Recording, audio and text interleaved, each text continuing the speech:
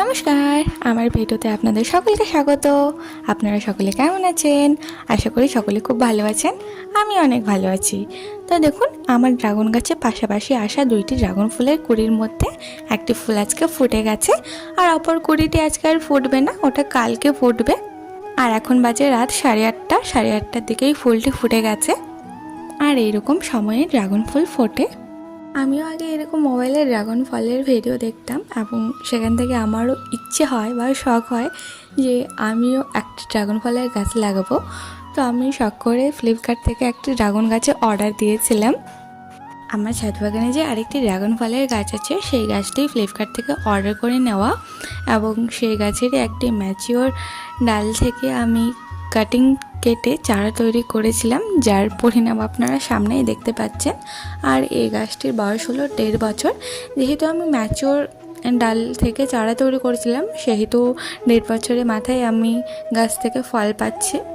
আপনারাও যদি এরকম ড্রাগন গাছের ডাল থেকে চারা তৈরি করতে চান, তো অবশ্যই ম্যাচিওর ডাল চুজ করে নেবেন, তাহলে অতি তাড়াতাড়ি আপনারা গাছ থেকে ফল পাবেন।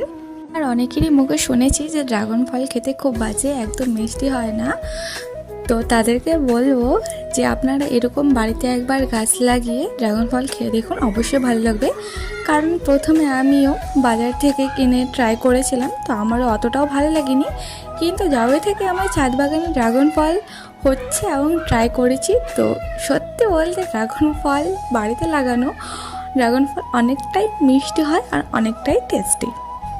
তো আপনাদের সাথে কথা বলতে বলতে আমার এদিকে ড্রাগন ফুলের পরাগায়ন করা সম্পন্ন হয়ে গেছে। দেখুন ফুলের পরাগরেণুগুলি কীভাবে ফুলের পাপড়ির ওপর ঝরে ঝরে পড়েছে, কত সুন্দর লাগছে দেখতে। আমার তো এরকম দেখতে খুবই ভালো লাগে।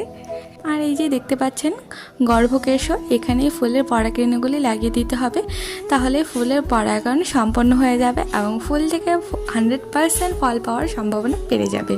আর আমার ভিডিওগুলিকে এত ভালোবাসা দেওয়ার জন্য আপনাদের সকলকে অনেক ধন্যবাদ। আর যারা আমার চ্যানেলে নতুন বা আমার ভিডিও ফার্স্ট টাইম দেখছেন, তো তাদেরকে বলবো চ্যানেলটিকে অবশ্যই সাবস্ক্রাইব করে পাশে থাকবেন, আর ভিডিওগুলিকে লাইক, কমেন্ট অ্যান্ড শেয়ার করবেন।